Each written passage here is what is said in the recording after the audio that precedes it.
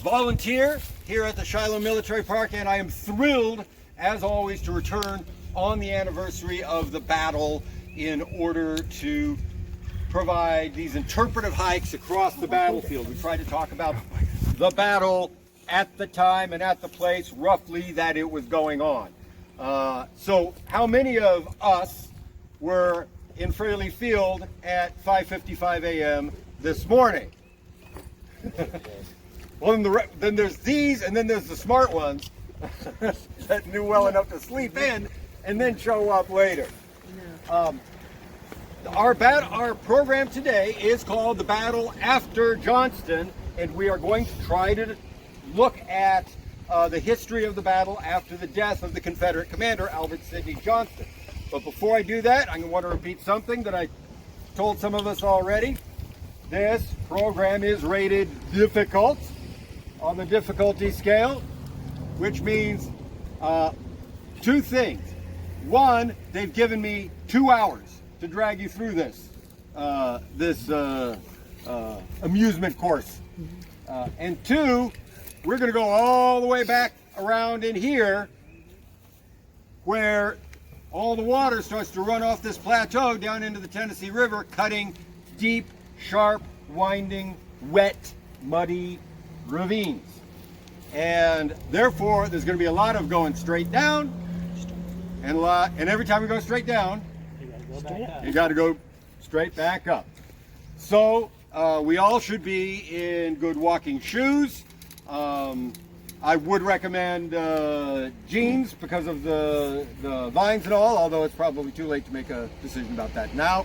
But there will be vines and there are some thorns out there. So we're all on notice. Also, to be on notice right now, let's be good friends and good Boy Scouts and good neighbors. So while we're going through the woods, let's not snap each other in the face with tree limbs as we pass through. Let's remember that there are people behind us. Let's keep an eye on the ground, even while we're trying to look at the landscape, to make sure we don't step in a hole. And they'll have to send rangers out to pick us up. And then, was there anything else? Yes, Mona. Are we going to go down in the bottom? We are. Okay. That's not the Tennessee bottom, but the bottom of the ravines. Okay, we're not going to do it. Well, the water was out, way up, way high up. Yeah. It's washed a lot of like glass and all that kind of stuff. Watch where you step. Okay. There might be some shards of glass and tin and stuff in there. And then finally, I am told that the snakes might be awake. And if so, when a lot of us know that, or the people that live out here and walk around in the woods all the time know, when you cross a tree, you step on the tree and look on the other side rather than stepping over the log and possibly disturbing a snake. Those are the rules for walking in the woods. So, having done that, let's get this thing started. The battle after Johnston. The battle after Sidney Johnston was commander of the Confederate Army of the Mississippi. He came up here from Corinth, Mississippi to destroy General Grant's Army of the Tennessee, to destroy them before General Don Carlos Buell's Army of the Ohio, Union Army of the Ohio, could march down from Nashville and connect with General Grant's Army of the Tennessee. The two combined Union armies, once they were together, would be more than Johnston's Confederates could deal with.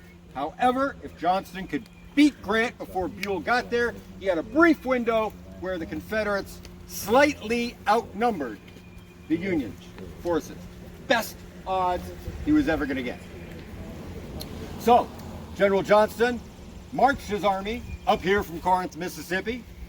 At dawn on April 6, 1862, he had them deployed a few miles to the south and the west from here, and they made their attack. Those Confederates made their attack, and their goal, their objective, was to destroy General Grant's army, not to beat General Grant's army, not to outmaneuver General Grant's army, not to win some sort of game of war with General Grant's army. The objective was to destroy General Grant's army. He had to get every last Yankee. before Buell got here, otherwise the tables would turn. He knew it. And that's why he told his staff members before they launched this attack, today we roll the iron dice of battle. He wasn't just bucking them up. He was telling them straight up, this is a gamble. This is a gamble, and we are wagering everything on it. And so that is what the Confederates had at stake when they attacked General Grant in this camp. So, like any good general, General Johnston promulgated an order of battle. An order of battle for his generals and for his subordinates.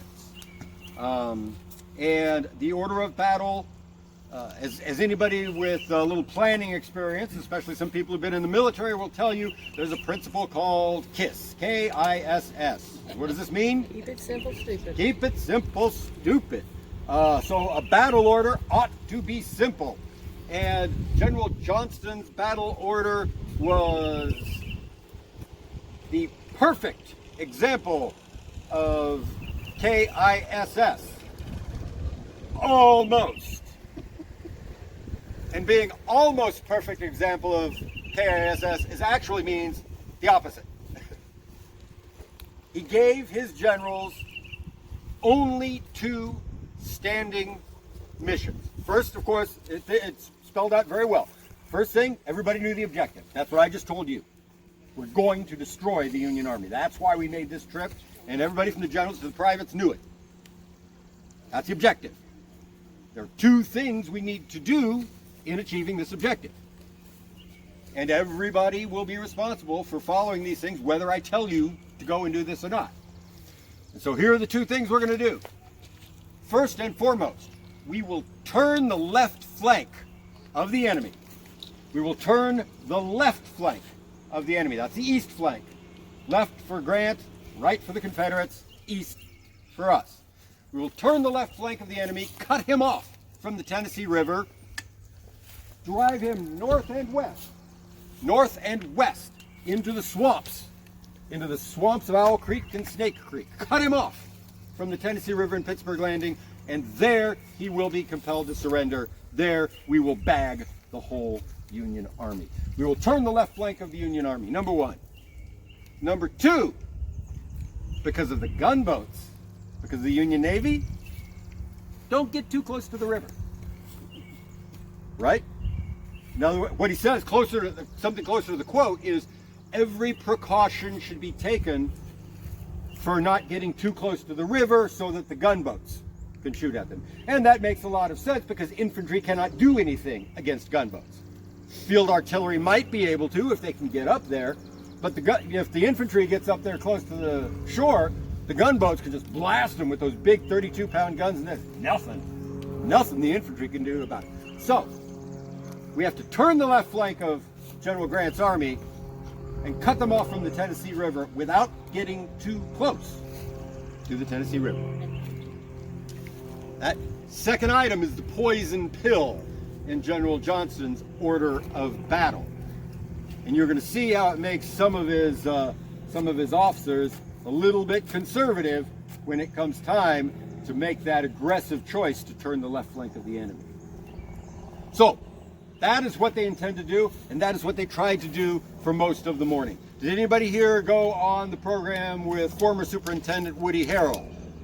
Right over here, right over here. So Woody probably talked about this fighting over on the left side of the battlefield. So we're going to talk about that in just a minute. But first, we've had our introduction. We know all about General Johnston. We know what the Confederates are going to try to do. We know what we're going to try to do, which is trace that objective, turning the left flank of the Union forces and forcing them back into the swamps. So our next stop is an easy one, right down the road. We're going to go down to the stop where there's a mortuary monument at the site where General Johnston died, and we'll pick it up from there. Ready to go? Follow me.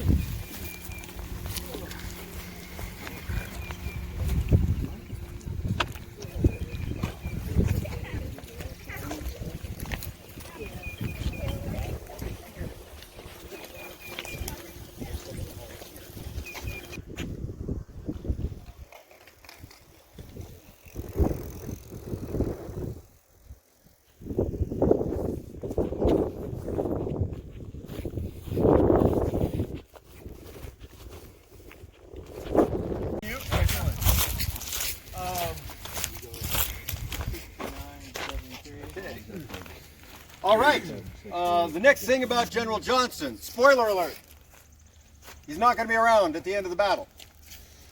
That is Johnston's mortuary monument. We're standing on the place where Governor Isham Harris, Johnston's volunteer staff officer, found him wounded on the afternoon of April 6th.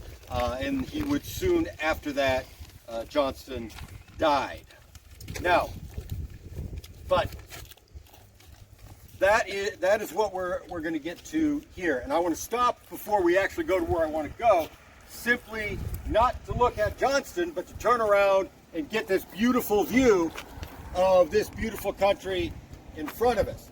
Because what we're looking at now is what's known as the Peach Orchard. And the Peach Orchard was a strong point, was a Union strong point, defended by the division commanded by Union General Stephen Hurlbut. And as you look over there, you can see those squared off monuments. And those are monuments to regiments of Illinois that come from Illinois. And they had been in that peach orchard all day, guarding that left flank of the Union Army. So the Confederates needed to find that left flank. But here was their first problem. Their first problem was when the battle began, they were not face to face with the Union Army, where their right would equal the Union Army's left. They were well to the southwest. They were well to the southwest. They had to make their attack up a ridge of dry ground that was bordered on two sides by very deep, impassable, wet, swampy creeks. Owl Creek over here, and 3 miles over here, Lick Creek. So, the first problem, before General Johnston could turn the left flank of the Union Army, he had to get through the right flank of the Union Army. He wasn't coming from this way, he was coming from that way. Also, they were very unfamiliar with the topography around here. Shiloh's pretty remote. It's pretty remote now. Right now you're more than an hour from the nearest interstate. Back then they would have been 3 or 4 days by riverboat up the Tennessee River. And sure enough, 22 miles away in Corinth, there's still nobody that could tell anybody exactly with any detail what the terrain was like up here, how far it was between one site and another. Confederates didn't really know that. And the local boys that signed up here in the Confederate, they got shipped out east. Exactly. There were local Hardin County 15th District boys that signed up, and they ended up in a Tennessee regiment that was sent to Virginia. So even if you would have asked locals, what's it like up there? What are the roads like? All the people that could have told you had been sent to Virginia. So these were some of the problems the Confederates had to deal with as the battle was starting. And so we have to dispose of most of this battle in just like 10 seconds here if we can. But the Confederates attacked from the southwest to the northeast. They overwhelmed 2 Union divisions that were the foremost 2 Union divisions of the 5 Union divisions encamped around here. General Johnston thought he had turned the left flank of the Union Army when he defeated those 2 Union divisions, and he felt pretty good about how things were going when suddenly he got bad news. His scouts came back and said, this isn't the right flank of the Union, this isn't the Union left flank, you just beat the Union right flank. So you need to go further around and do this all again. And you need to find somebody to go around and do that for you. So more and more, Johnston is calling up his reserves. All of the last troops that were coming up to provide some tactical flexibility. He calls up the reserves and he sends them all the way over to his right, the Union left. Turned out to be over 3 miles. Now, if you were with Mr. Harrell this morning, you would have learned about the lone Union Brigade. Only about 12 to 1,500 men, and ultimately only 800, that made a stand on a ridge about 600 yards up this way. And for most of the morning, this comes from an attack that began at dawn. it took the Confederates until 11 in the morning to find those guys, send the reserves around, and attack them. And then those guys would not give up. Those guys would not give up. Ultimately down to 800 guys against 6,000. At least that was the story that they told at the veterans reunions. But a very gallant stand that stopped the Confederates for 2 more hours. So time is ticking away from Johnston. The sun is moving across the sky, and he still hasn't found the left flank of the Union Army to turn it.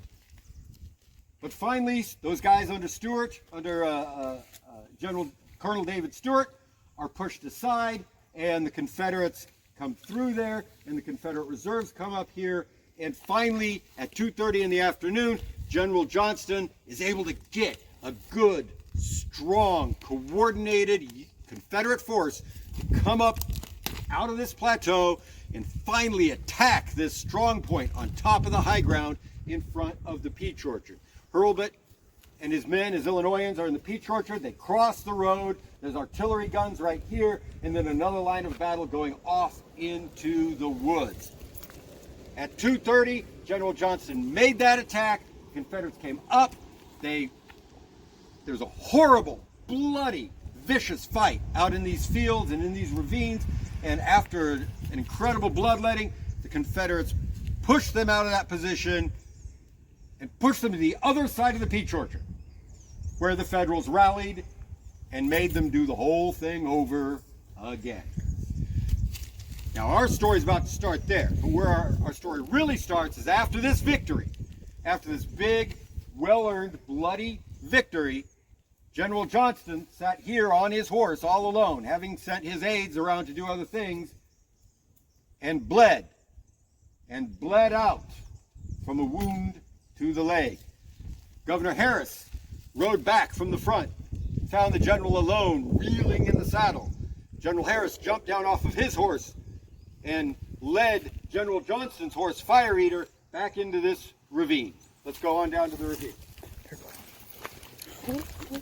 Yeah, Woody told us about the fleet-footed 71st, and their monument over there. Unlike the other monuments on the battlefield, that one represents the last place they were.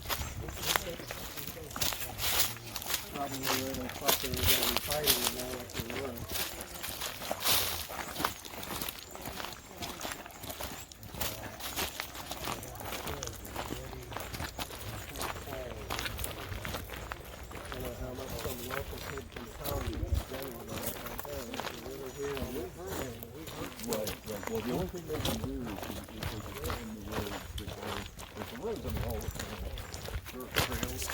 Took us to walk down here.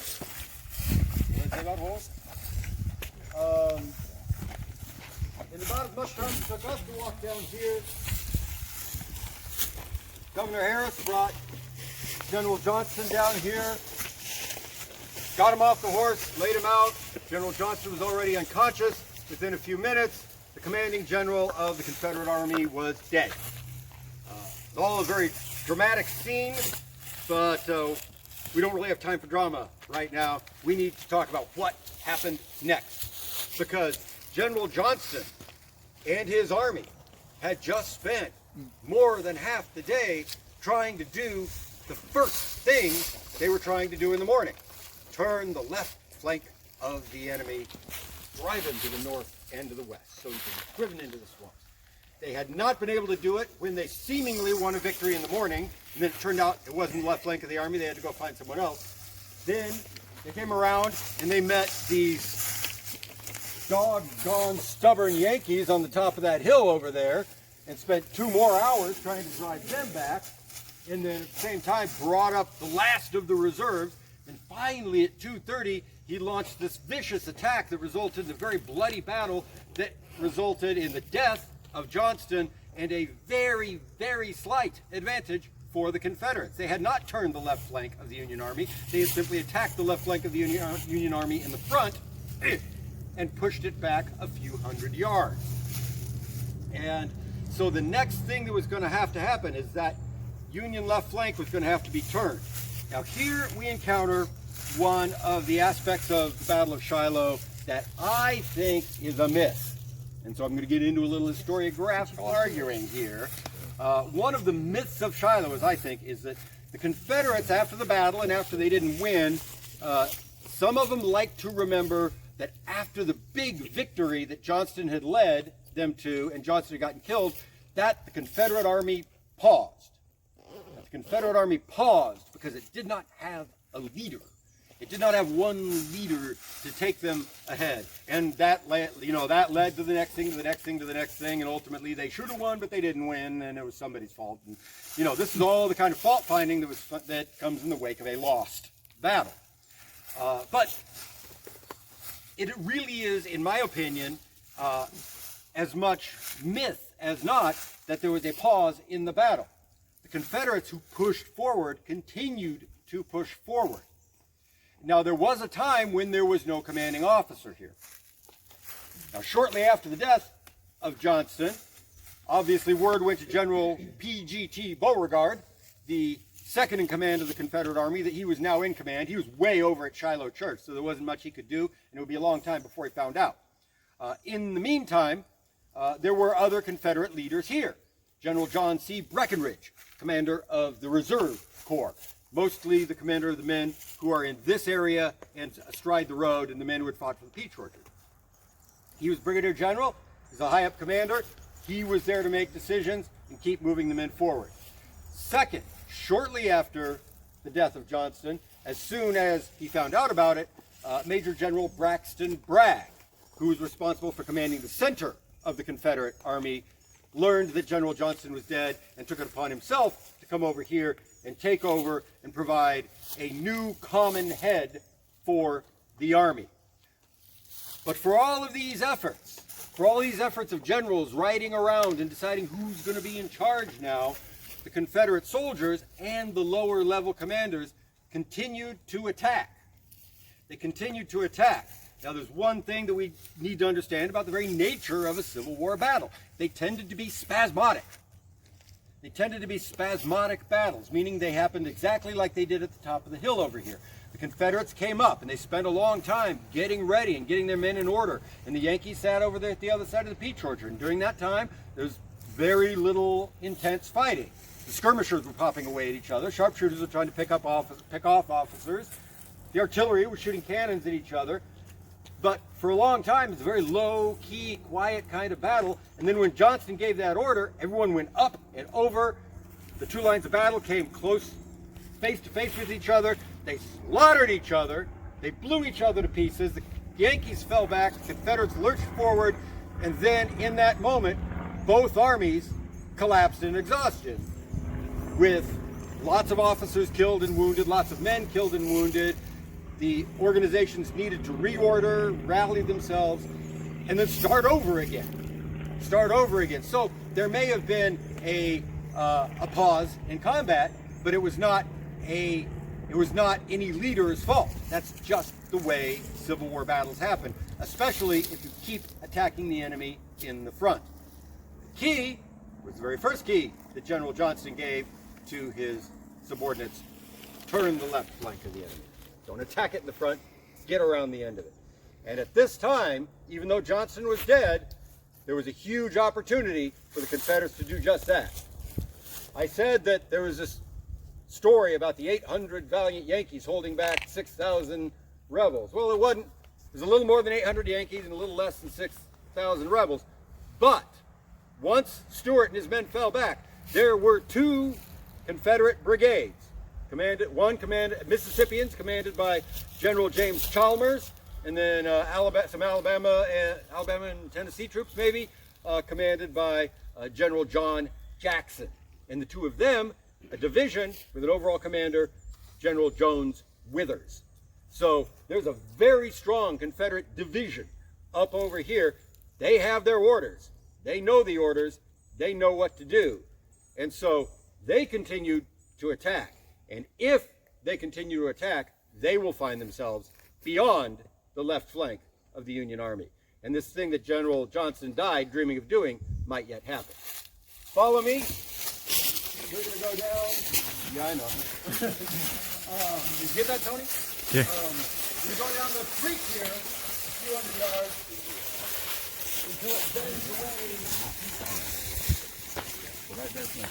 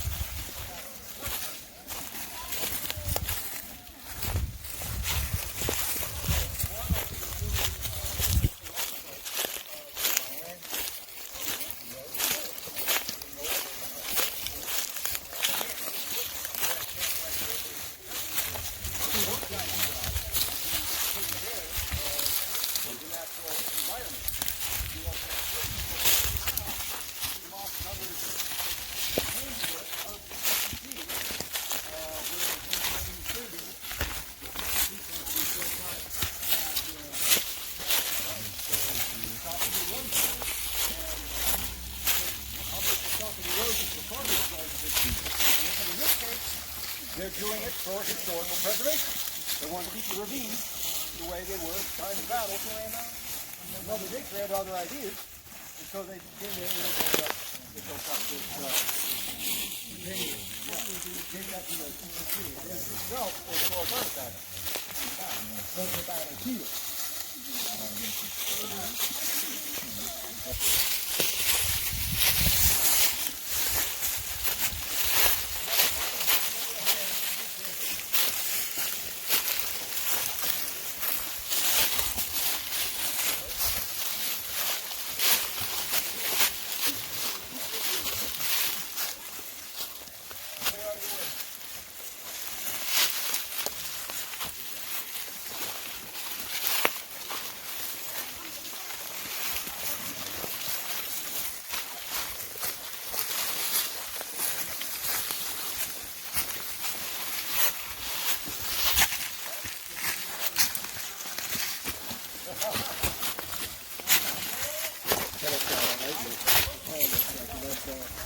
Really?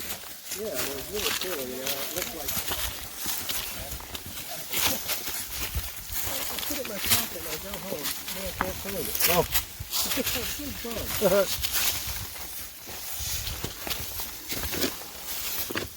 So they're taking a net and making a creek there, and they're just pulling up stones and stuff.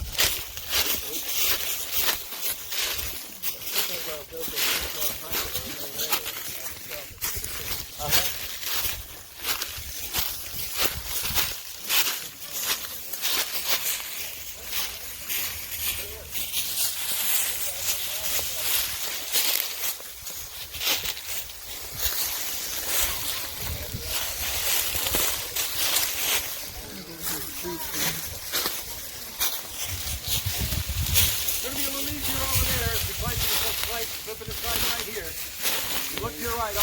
better way. Don't have to follow me.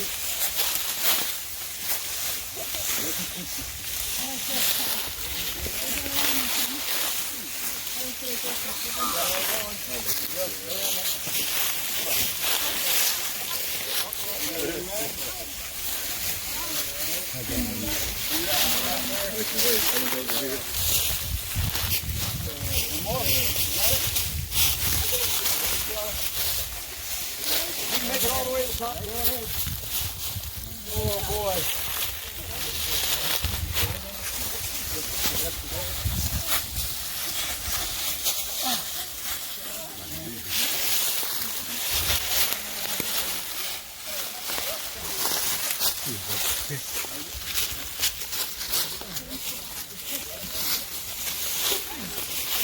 This thing left the way to go.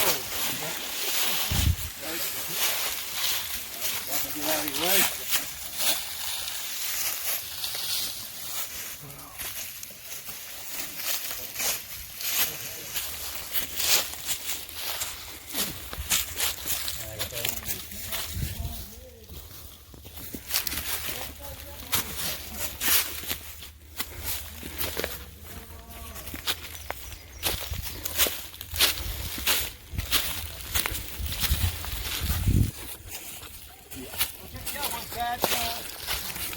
Is that a bit of a tour?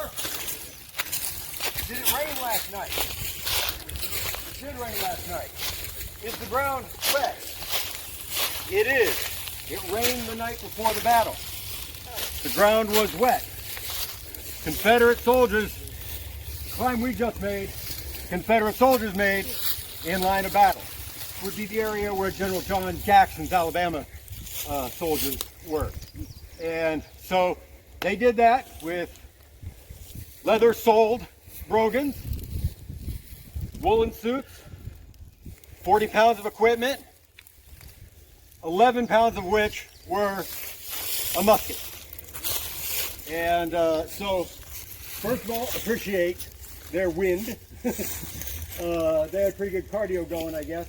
But more than that, appreciate how impossible it would be to go up and down these ravines, keeping a steady, straight line of battle. The kind of line of battle that could attack up a hill like this and defeat the enemy if they were defending. Now, there does not seem to have been a defense of this part of the ridge. That's not going to be the case with the next ridge that they had to climb.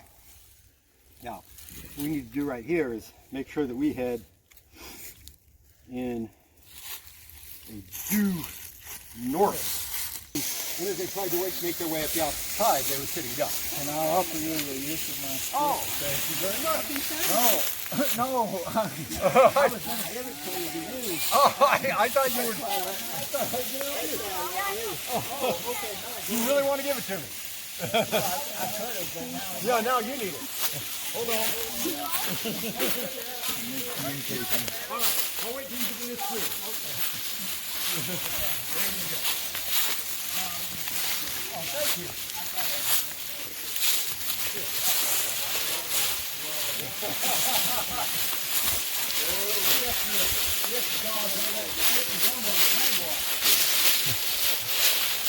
Let's move on up to the top of the next ridge.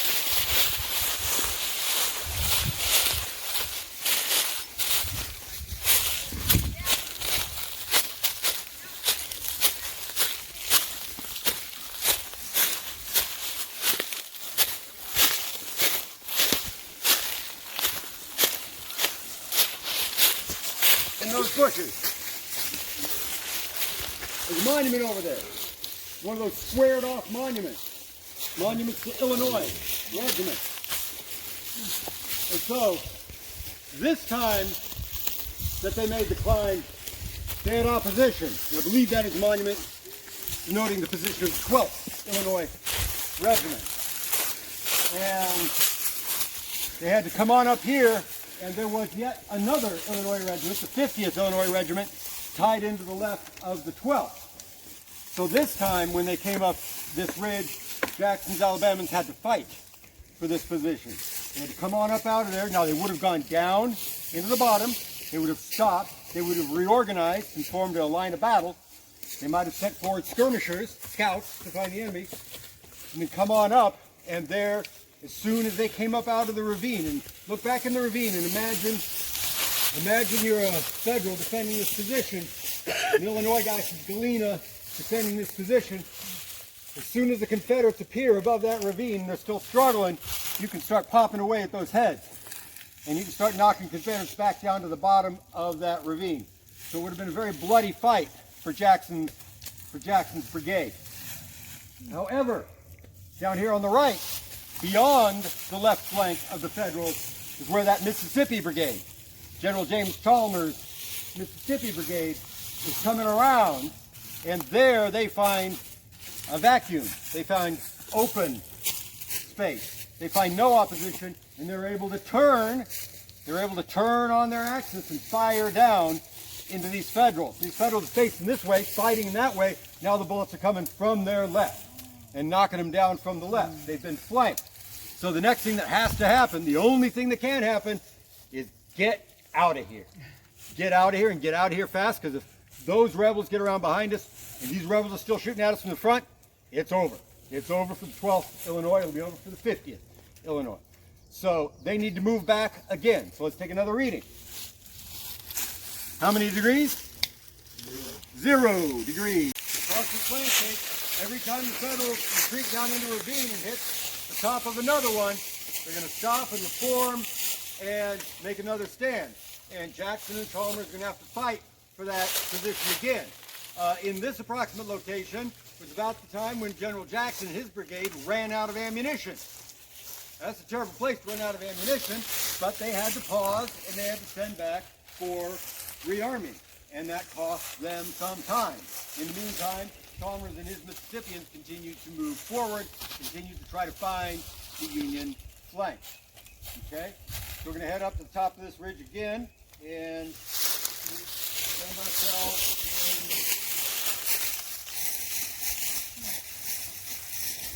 in that direction. Jump on that one.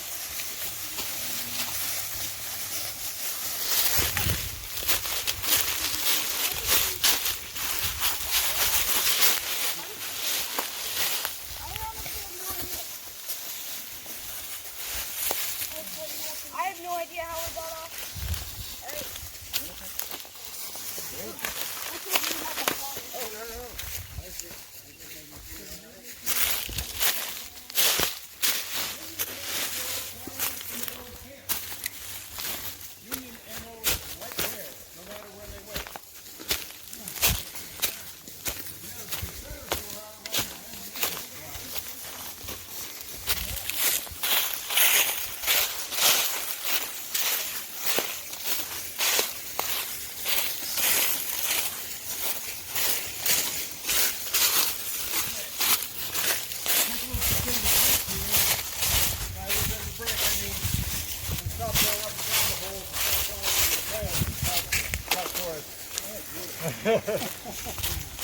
But here we have found, catch your breath, take a minute, catch your breath.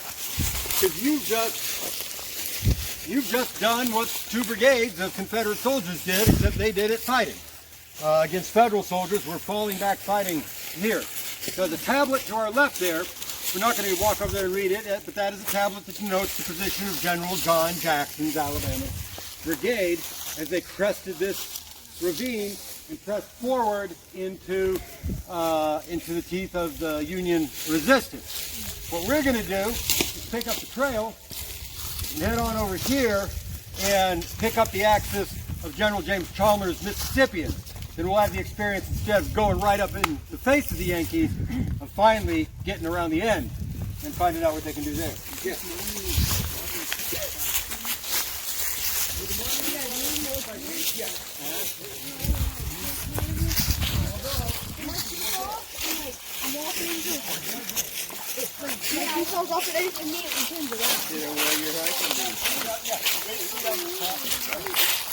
Flank of the Confederate Army. We've reached General Chalmers' Mississippi Brigade. Although if you look at the tablet, you'll see there were 2 companies of Tennessee regiment involved. And the reason why there's only 2 companies instead of 10 is a long story, but it's a good story, but I'm not going to tell it to you because we don't have enough time. Needless to say, it has to do with running away and leaving the rest of the brigade behind. The greenest of the regiments had a hard time once they hit combat, and 52nd Tennessee had a hard time. However, take a look, because numbers matter. These Mississippi regiments, look at them, 9th Mississippi, 7th Mississippi, 5th Mississippi. These are Mississippi regiments that were recruited at the very beginning of secession. Not the beginning of the war, the beginning of secession. So these guys have been under arms and training since January of 1861, not April of 1861, when the war started. These guys have actually been sent off to participate in the siege of Fort Pickens. So not only have they spent more than a year training, they've been in battle. They have pretty good weapons. Some of them have rifled muskets, the Enfield pattern 57 caliber rifled musket. And they're some of the best soldiers on this battlefield. And they're in the right place to do this very difficult work of going up and down these ravines and driving the Federals away. And can't really see it from where we're standing right now, but if we had gone and looked at that tablet of General Jackson, it would have been aligned like this, right? Facing the Federals. This tablet tells a lot by the way they positioned it. It's facing to the north and to the east. And that shows that these Mississippians have come up. They have found the flank. There are no Federals here, and they are turning the left flank. Now, frustrating it must have been for these Confederates, since they had been turning the left flank of the Union Army all day long. And every time they succeeded in doing it, the Yankees refused to die. The Yankees refused to be beaten. They fell back, they brought up reserves, they formed another line, but the Federal reserves were running thin, and the Confederates are now over the left flank. And there's nobody left for the Federals to bring up. So we're going to take another trip back. We could go down the trail, but it's going to be a little more fun if we cut the corner and go directly west. How many degrees would west be? 270. Never eat shredded. There you go. 270. 270. Yeah, there. But anyway, it's that way.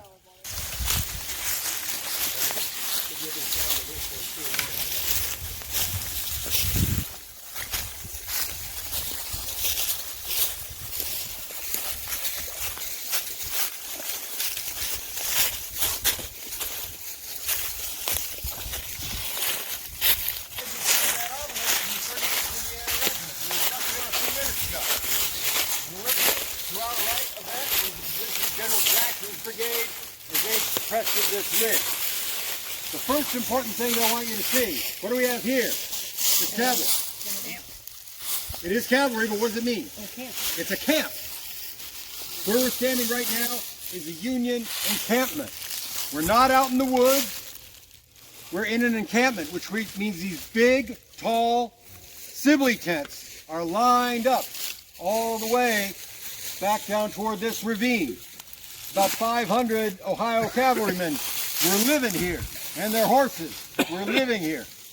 And so as the Confederates press that ravine, they come up on a camp, and they meet some resistance. If you look through the woods, you can see our next stop is another one of those Illinois monuments.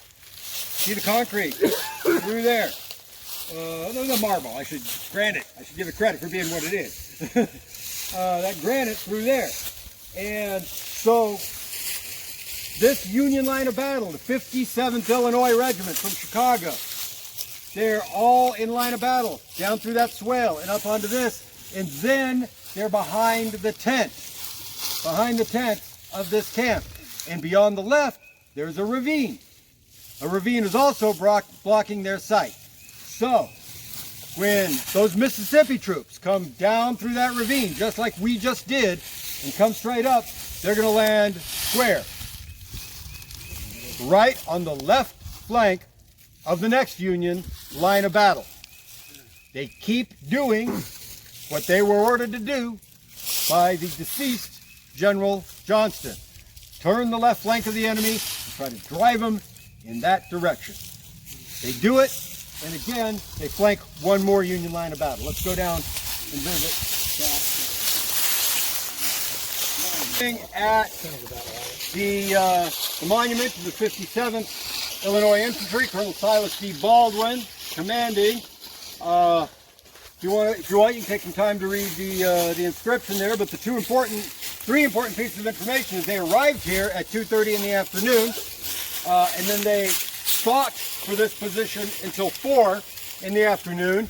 And if anybody remembers the monument, the tablet, the Mississippi troops we just left, it said that they fought at that position at 4 in the afternoon. So these tablets and this monument are coming together to tell you something about what was happening on the battlefield. Those Confederates were coming east and north, down through that ravine, up through the camp.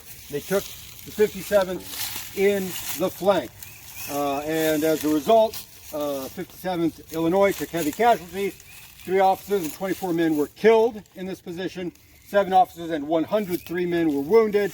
8 men went missing. The rest of the regiment had to retreat down into the ravine and to the rear. There's another type of tablet that I want to draw to your attention. You turn around and look to the rear. See that little blue tablet sticking up out of the ground there? Looks like a little Maltese Christ on top. Those are the tablets that denote a burial ground for a Union regiment.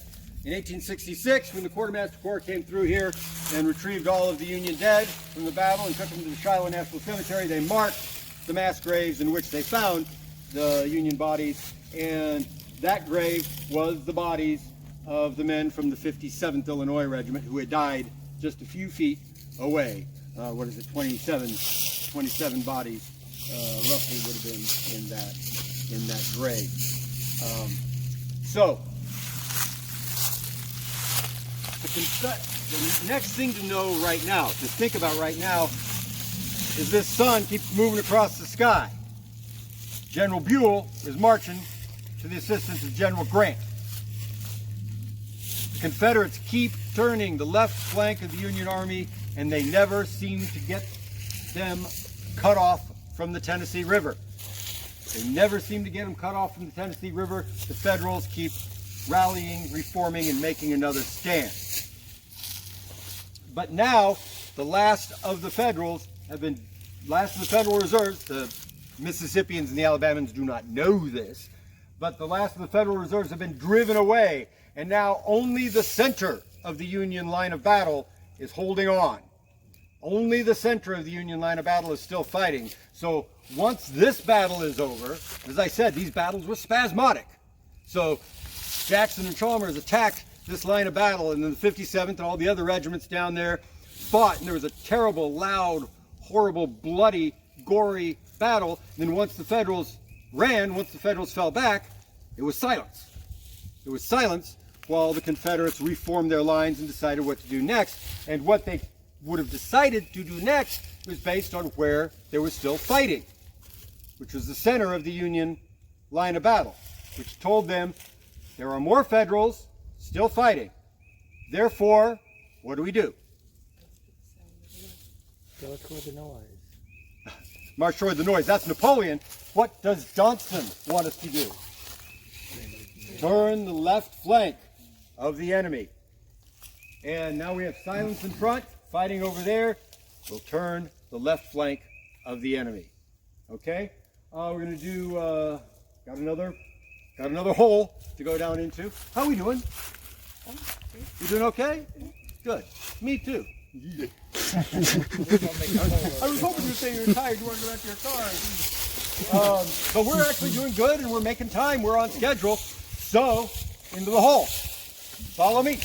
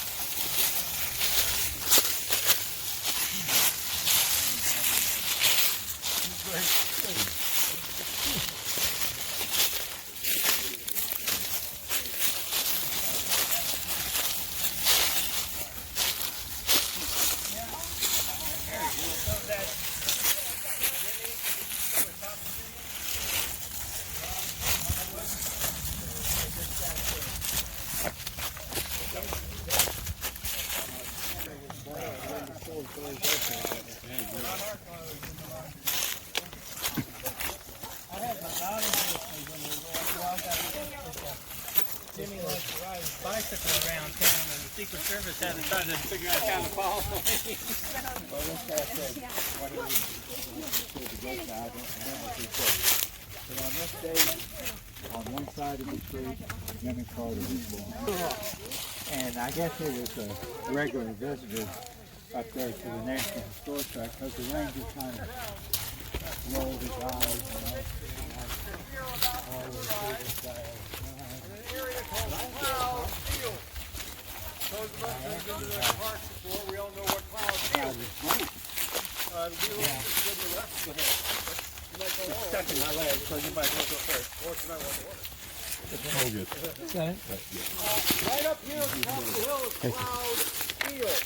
But the reason we need to sidestep to the east a little bit is these days Cloud Field has some tenants living in it. And we do not wish to disturb their domestic behaviors. And if you don't know what we're talking about, I'll tell you right now, up here at the top of the hill and over to the east is a great big old tree with a big old nest with two bald eagles nesting in it. And they've got a fledgling in that nest right now. And so the park would prefer if we gave the bald eagles a wide berth. And I like to think of myself as a patriotic guy, so I think we'll give the bald eagles as much room as they need. And if we're lucky, when we do get to the top of the hill over there and cut across the field, maybe Mama and Papa will give us a little show. They might have their eye on someone too. So let's keep an eye on them if they're keeping an eye on us. So let's head up. And he looked at me and he didn't say anything for a minute and he said, I voted for him the first time. He wasn't going to admit who he voted for, but it wasn't for Jimmy. Yeah. And so that was the highlight of our visit there. And then we got over to Andersonville about an hour before they closed. And we had to rush. They followed me through, putting cones down behind my car until the closing. They told me I could go through this, but I couldn't stop, spend any time out driving around.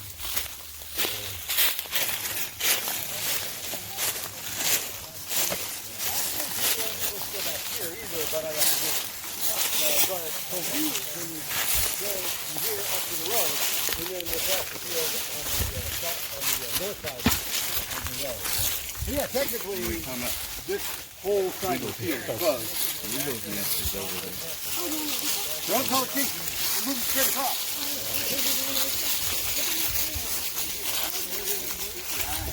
Cloud Field.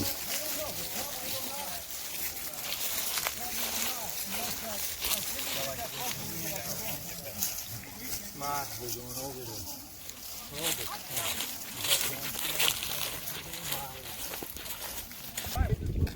So, the axis of advance for Chalmers, Mississippi Brigade that we were following would have been between us and the Eagles.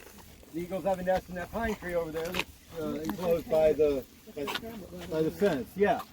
And then, and if you look directly in this direction, there's a tablet that we're going to go to. So we're going to go directly west to it. The route that the Mississippians took would have cut the corner there, but that's what we're going to do. Come on over to this side of the road. Go ahead and show you a couple things. Once those Mississippians got up out of that ravine, came into this field, and once they crested the top of this field, they could have looked in this direction, they would have seen what? camps. More camps. More camps and more Federals. But in that direction, they would not have heard any fighting. On the other hand, they could have looked straight over here and seen that thicket over there simply bursting like a volcano, billowing smoke out of there. And that is where the troops of the Union Center were making their last ditch stand in their attempt to try to escape.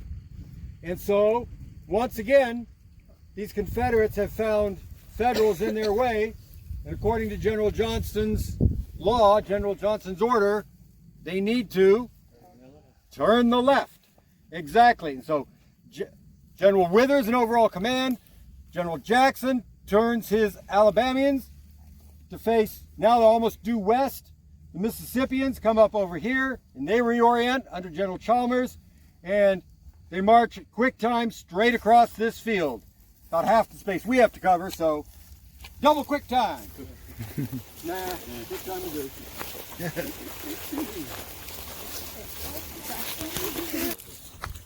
Here we are, the last tablet we're going to visit for General Chalmers' Mississippi Brigade.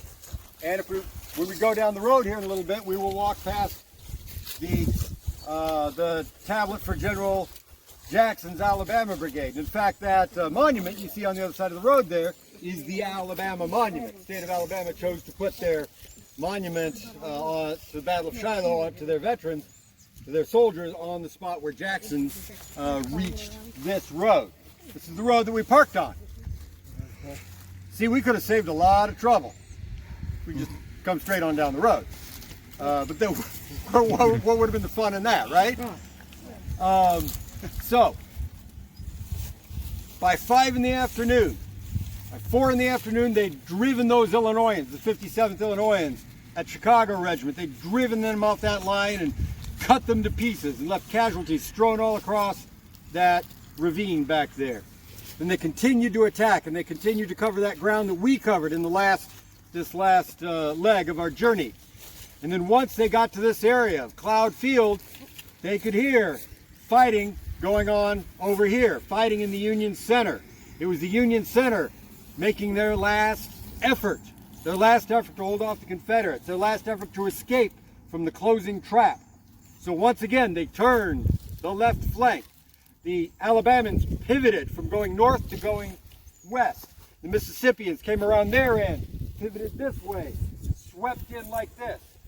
In this area here, the last Federals trying to escape the center of the Union line of battle, what's called the Hornet's Nest, trying to escape out of here. There's a little hollow on the other side of that ridge there called Hell's Hollow, where many of those Federals were shot down. They came up out of there, and as soon as they came up out of here, they saw, standing on the high ground, occupying, crossing the road, the Confederates of Chalmers' Mississippi Brigade. Chalmers' Mississippi Brigade is the extreme right flank of the Confederate Army. Think of the Confederate Army as a line. This is the right flank. The extreme left flank of the Confederate Army at this time was located right there. The right flank had pivoted around, turned the left flank of the Federals and slammed the door shut, while the left flank had pivoted on up here and slammed the door shut. The Confederate Army at this time, 5:30 in the afternoon of April 6th, is formed in a circle facing in. And the last survivors of the Union Center, 2,250 men under the command of General Benjamin Prentiss, were compelled to surrender. It's a big bag of prisoners. It's a big win for the Confederates. They've turned the left flank again and again and again. Now they have surrounded the Union Center and captured those Federals.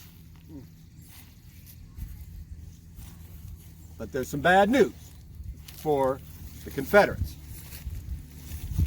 For as General Johnston lay dying at 2:30 in the afternoon, it's 5:30 when they got here. As General Johnston lay dying, as we were standing where he breathed his last at 2:30 in the afternoon, just when the Confederates started these series of turning maneuvers, General U.S. Grant was back here at Pittsburg Landing. At 2:30 in the afternoon, General U.S. Grant turned to his Chief of Staff, Colonel Joseph Webster, he told Colonel Webster, I want you to start forming a final line of defense. A final line of defense at Pittsburg Landing. What does that mean for Webster? That means every Union regiment that comes in off the battlefield, he's going to grab it, he's going to stop him, he's going to turn around, stick him in line, get him ammunition. Every Union platoon that comes down off of this battlefield, he's going to stop him, he's going to turn around, he's going to put him in line. Every single Union soldier that manages to escape from this battlefield and make it to Pittsburg Landing, Colonel Webster is going to try to take him, turn him around, get him ammunition, and put him in line. Especially every Union battery of artillery, every Union cannon that comes rolling off the battlefield with the Confederates behind them that escapes this trap. Every cannon that escapes this trap. And eventually it will be about 50 cannon. Colonel Webster took them and put them on the hill over this next ravine to our north. And as the Confederates bagged this prize at 5:30, as the Confederates bagged this prize of prisoners, by about that time, Colonel Webster was done with his project. And over 50 cannon were sitting on the top of the next ravine, beyond the next ravine over. This is called Dill Branch Ravine, behind us. It's comparatively negotiable right here, but look to the other end of the field. If you try to cross Dill Branch Ravine right there, it's 100 feet deep. Straight down, straight back up. And once they get to the top of that hill, they will be gazing into the mouths of 50 little yellow dogs like these pieces right here. Yeah, they turn green over time. So, the Confederates, 5:30 in the afternoon, seem to have had a big victory, but there's one more change they need to make. They need to attack and overcome that last resistance at Pittsburg Landing. But what's the problem? Many. For one thing, the Confederate Army is formed in a circle facing in. The entire army now needs to break up, form a new line of battle, reorganize, orient in this direction before they even start the fight. Now, these are some of the men that do that. So after the prisoners put down their weapons and they surrender and they start to march to the rear, all of which takes time as this sun, tick-tock, moves across the sky, and tramp, tramp, tramp, the men of Buell's army make their way toward Pittsburg Landing. As all of this is happening, the Confederate Army needs to totally reorganize. And these men, the Mississippians of Chalmers' brigade and the Alabamans of Jackson's brigade, turn, reorganize, and head straight down to the other end of this field. Also coming along is a brigade of brigade of Kentucky troops that had been the extreme left flank of the Confederate line. Now they join the extreme right flank, and they go with them, and they head in this direction, and they head down, and they need to head this direction in order to turn that left flank of the enemy. They're going to need to go down into Dill Branch, up the other side. But what was the second part of General Johnston's KISS order? Stay away from the river. Cut the Yankees off from the river, but stay away from the river. Ouch. Ouch. And so as they move closer to the river, those gunboats open fire. And now those 32-pound Volkswagens are coming out of those naval guns up over this plateau and bursting over here and bounding across this field and exploding in the ranks of some of these Confederates. And so, more slowly than they needed, but as fast as they could, they tried to organize an attack.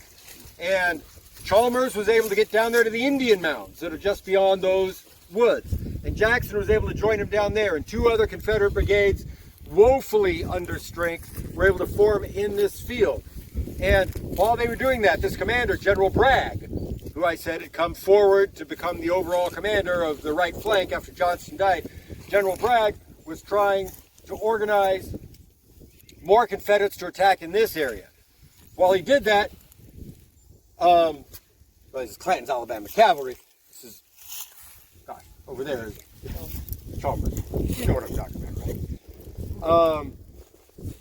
Then as they move forward, Jackson and Chalmers move forward down into Dill Branch Ravine. They get to the bottom of Dill Branch Ravine. They head up to the top of Dill Branch Ravine. The men of Chalmers' brigade poke their heads above the top of that ravine, and Webster's battery goes boom.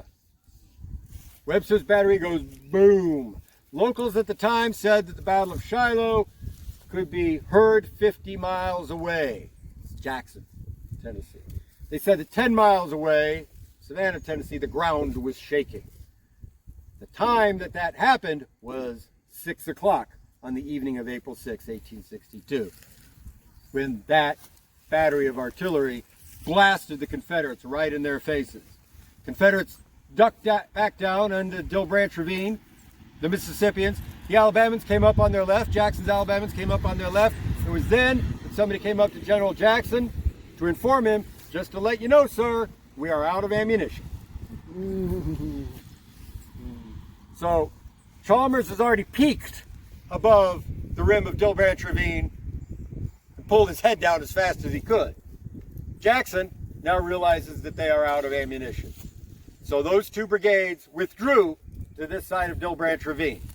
At about that same time, General Beauregard, the overall commander of the Confederate Army, now with Johnston being dead, ordered the Confederates to fall back, disengage, fall back into the Union camps, and that they would resume the battle in the morning. General Bragg and many other Confederates always argued that if Johnston had lived, if Johnston were alive, they would have attacked and they would have beaten those Federals. And the Federals were already beaten and they were scooped them up. They would have all surrendered. They just needed to attack. I don't agree with that position. Clearly, the Confederates did attack.